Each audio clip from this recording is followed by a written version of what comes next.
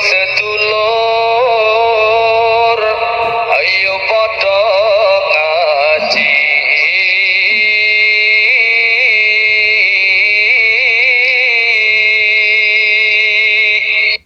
Bismillahirrahmanirrahim. Alhamdulillahirabbil alamin. Wassalatu wassalamu ala asyrafil anbiya'i wal mursalin. Sayyidina wa maulana Muhammadin wa ala alihi wa ashabihi ajma'in.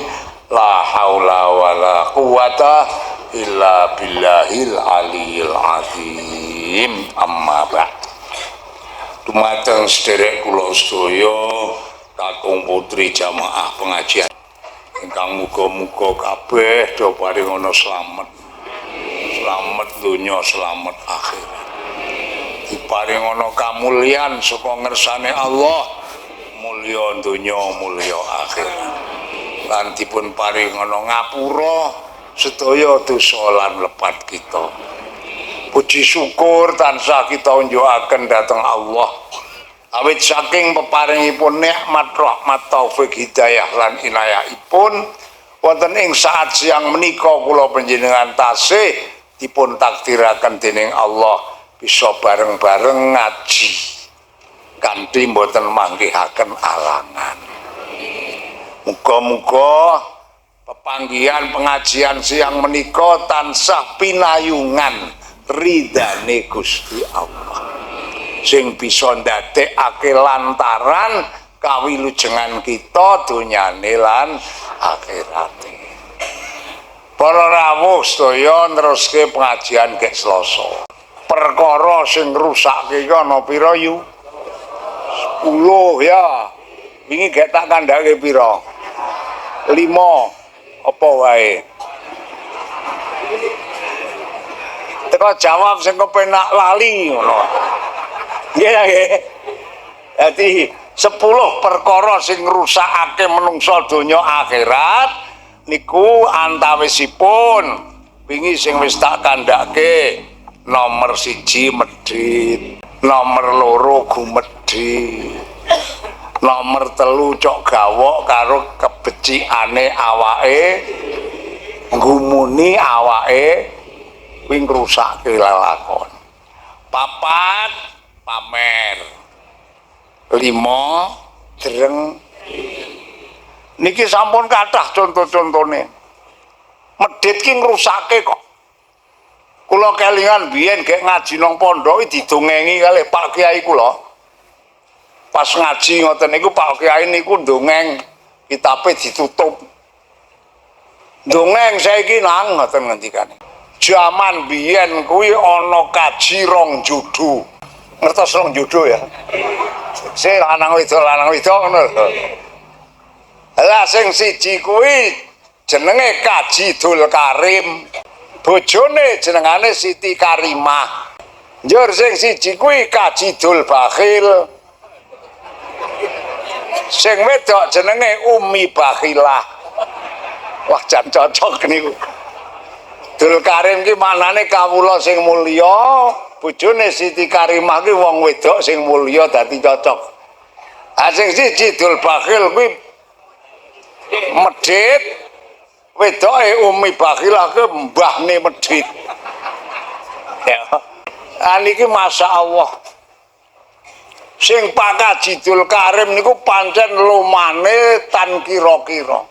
Setengah saking kelemanane Pak Kaji Dul Karim niku siji wektu sore-sore ngarepe maghrib udan ki ana wong teka rono ngemis klambine wis bodol-bodol lek mlaku nggo teken wong wis ra patek rasa tekan tritiane nggon Kaji Dul Karim ki assalamualaikum Pak Kaji. Sonten-sonten sowan kula tiyang mboten gadah pun 3 dina mboten madhang Pak Kaji. Badhe nyuwun sak paring-paring. Kaji Dul Karim pancen wong lomo. Oh iya. Kene jero mlebu mboten Pak Kaji ora wis mlebu kene. Nisbate pakaiane bodol kuwi tetep dilebokke jagongke kursi apik. Jajal sampene urung karuan kok. Monggo sare maghrib. Kene. Mboten Mas Kaji ora, kene. Baru jagong. Kene aku tak nemoni wong wedok. Mbok Kaji dalem nyembelih pitik. Enten napa wis nyembelih pitik? Karo ngliwet 2 kilo. Wes. Akhirnya wedok nyembelih pitik ngliwet sing lanang nemoni niki. Mandang wis manjing maghrib. Kang, juh saiki salat dhisik. Jamaah karo aku ya, nggih Mas Kaji nderek mawon. Wis bar jak jamaah, ramu jamaah dileki nang mburi wis mateng, mbokne pun. Isra lek ditata. Tata nang meja makan. Mandang wis rampung nata. Njo Pak, saiki madang dhisik. Mboten Mas Kaji wong kula namung badhe nyuwun. Ora, wis pokoke manut karo aku. Tekan kula tanduki karo Pak Kaji kuwi. Ora oleh tanduk dhewe, kajine pancen jan lomo. Piringe ombo kebuaki. Pitike poteng sing. So itu dah wis ora dipangan, Kang. Tak tunggoni. Wasi pangan sareng tak tanduki meneh.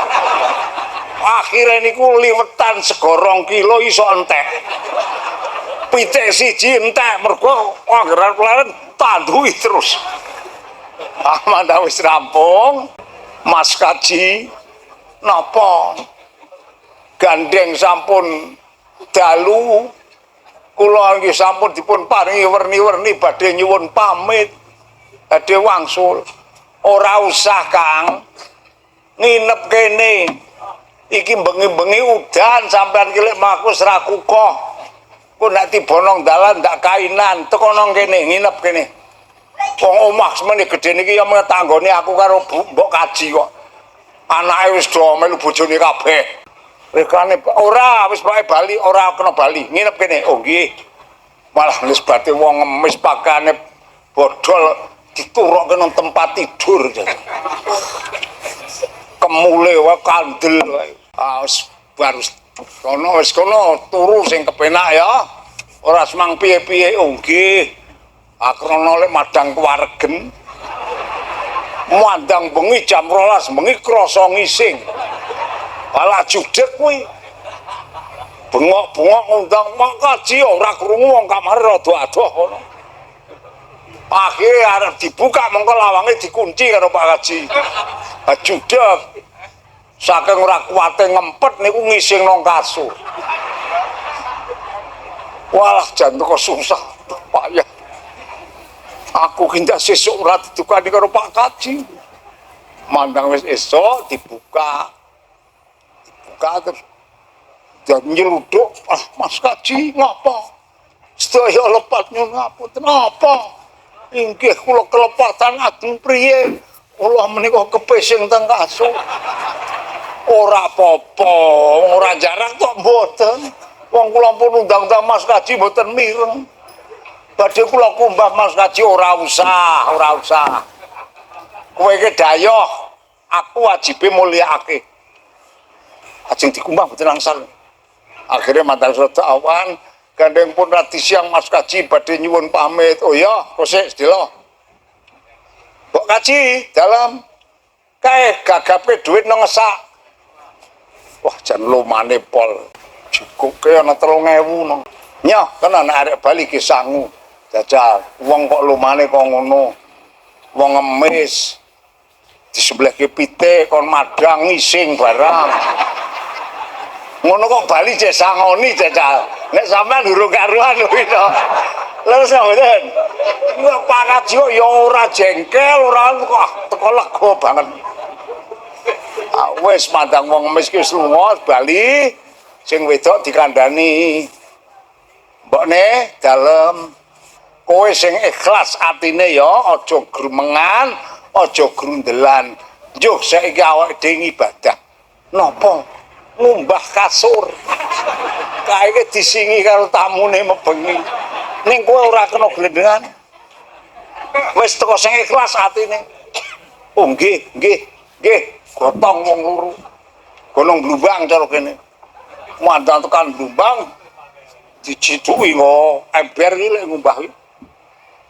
Ngono iki diguyang kok ora iso tiba. Akhirnya lah dikosoki. Dikosoki kok atos saja.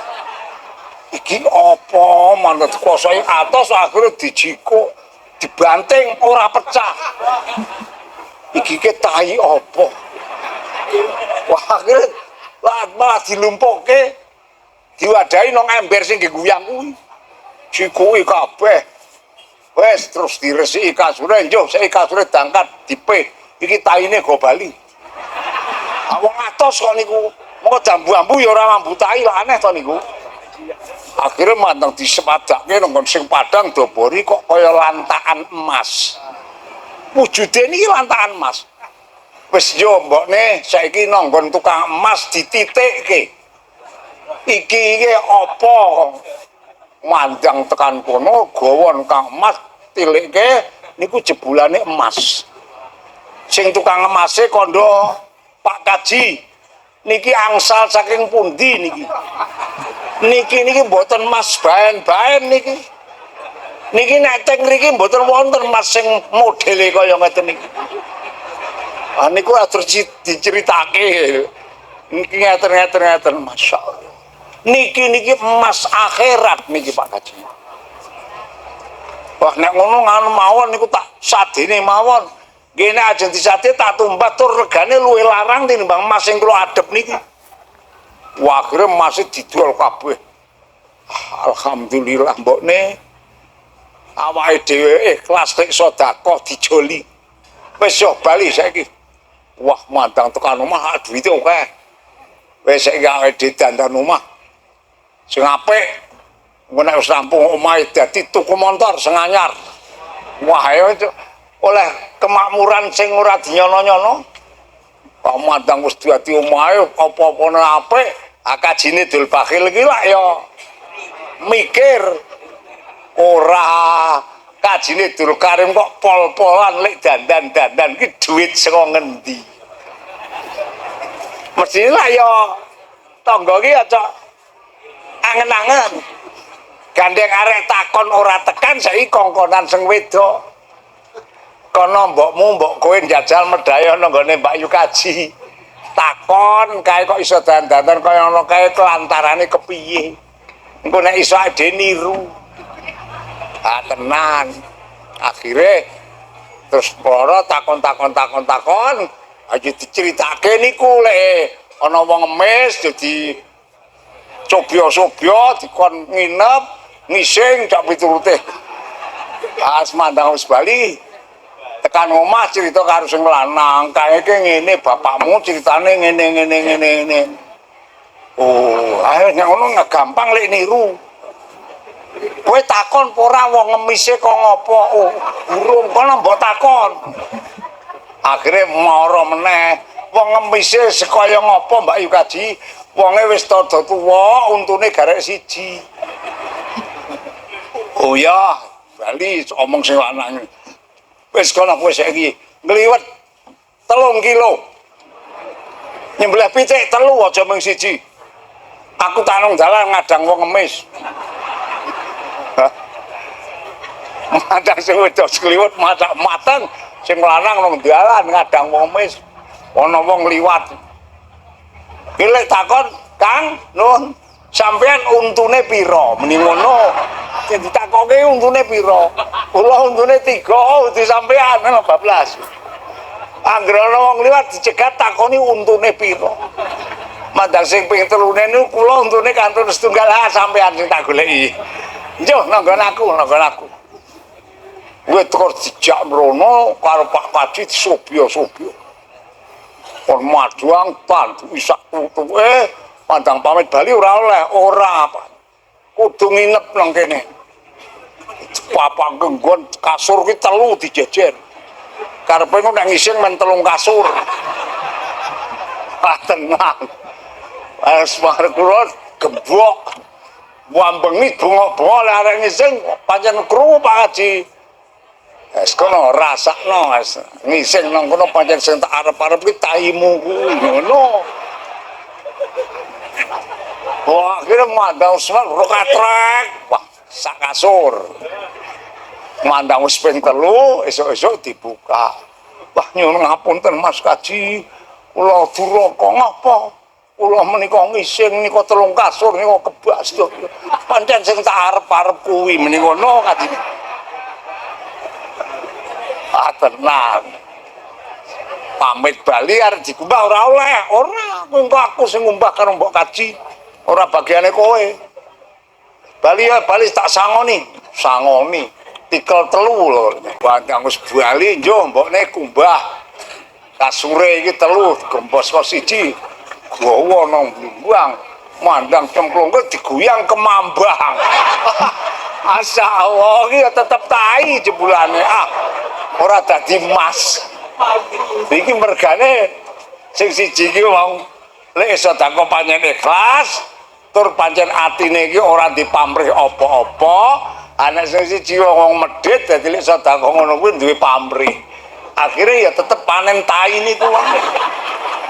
Niku gara-gara medhit.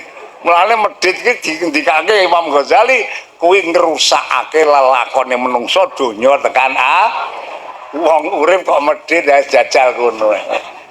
Paling-paling ngumbah tai wis to. Ya. Niki ceritane. Lah mula kula sampean iki kon ngedoi.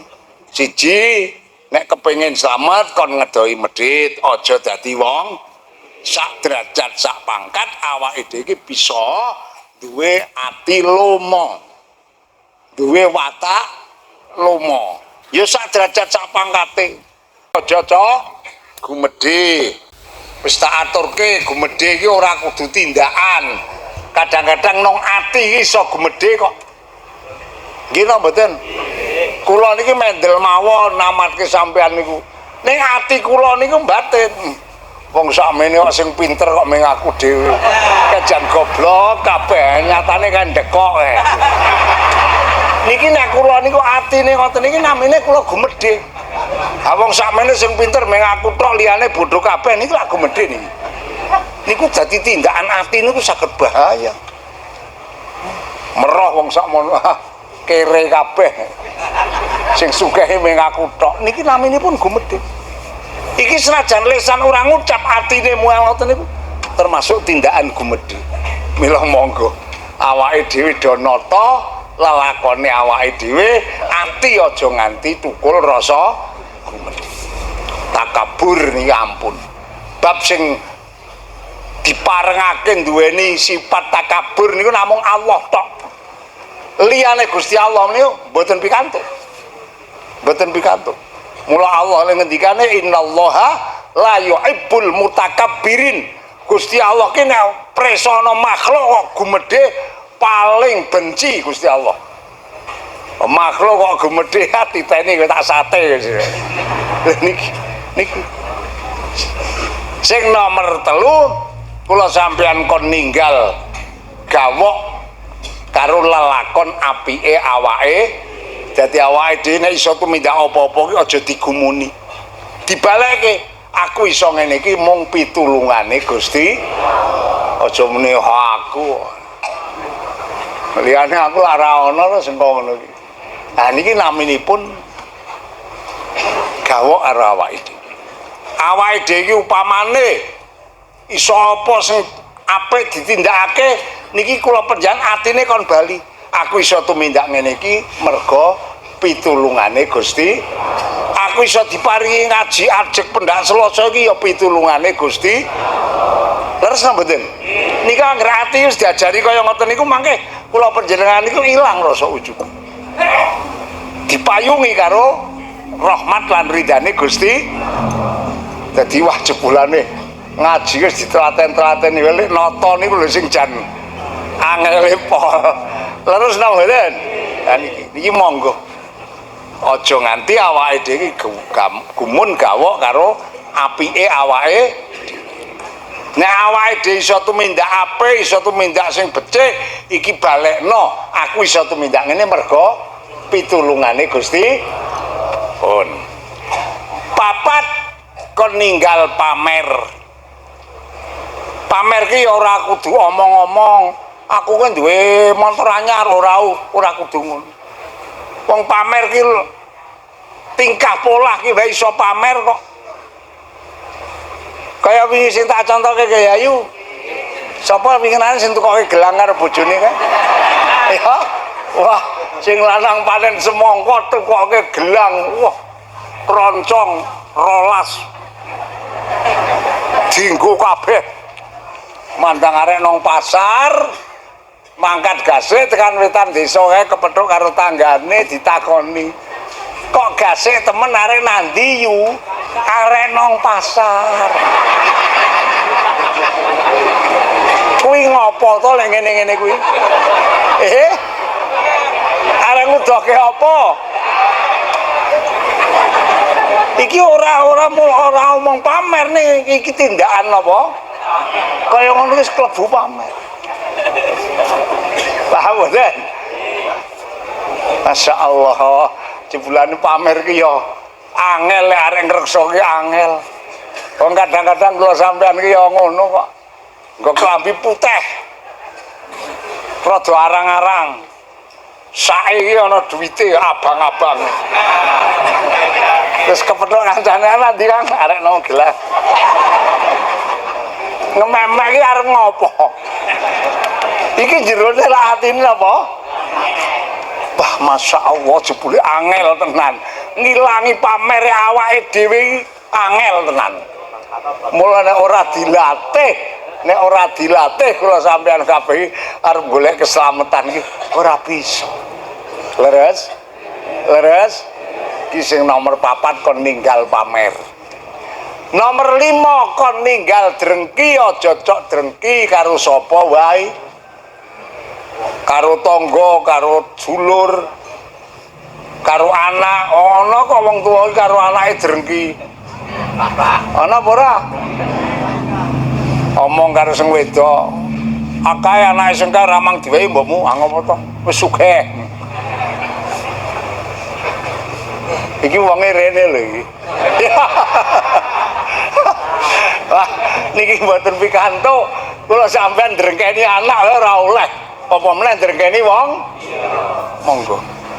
Drengki wah Kanjeng Nabi le wanti-wanti iyakum wal hasada. Kowe kabeh aja pisan-pisan tumindak drengki. Fa innal hasada yaqulul hasanat kama taqulun narul hatab. Bab drengki iki mangan ngententeke ngamal kebagusan sing wis dilakoni iki karo Allah dilebur kabeh.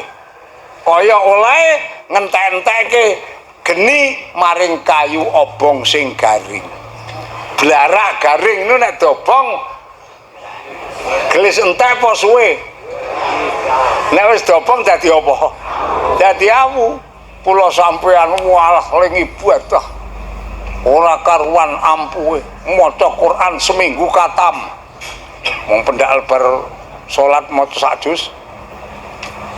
Poso Senin Kemis ora tau leren. Salat duha tahajud ora tau leren. Qobliyah ba'diyah dilakoni. Ning kok dilaleh kok nglakoni napa? Drengki. Tanggane dandan omah iki kok ditakoni kok lek semaur kok jan ora ngepenak. Arep tindak nanti to yu sakarepe kok ngurus. Masya Allah. Iki ki ngopo? Wong ora ngerti salah payahe kok ditakoni kok ngono. Jebulane nang batine iki alah, mung pangkate jono. Gawe omah kok kaya ngono gedene, kaya ngono dhuwure, nek ora lek tuyul. Niki lha yo mergo atine napa? Drengki. Walah kaya ngono kuwi nek kula sampean nganti tumindak drengki sepisan wae ngamal bagus sing wis dilakoni pirang-pirang taun iki karo Allah dilebur kabeh. Kok upamane lebar drengki kok kula sampean mati nang akhirat kere ora duwe amal bagus blas entek. Lah niki lah. Mulane muga-muga derek kula sedaya ahli Selasan lanang wedok direksa karo Gusti Allah. Aja nganti padha tumindak drengki. Allahumma nyuwun pangreksa karo Allah. Bab Kanjeng Nabi lek wasiat tenan kowe kabeh aja pisan-pisan padha tumindak dreng. Awit drengki ini ngentek-entekke ngamal kebah kaya dene geni le ngentek-entekke kayu garing.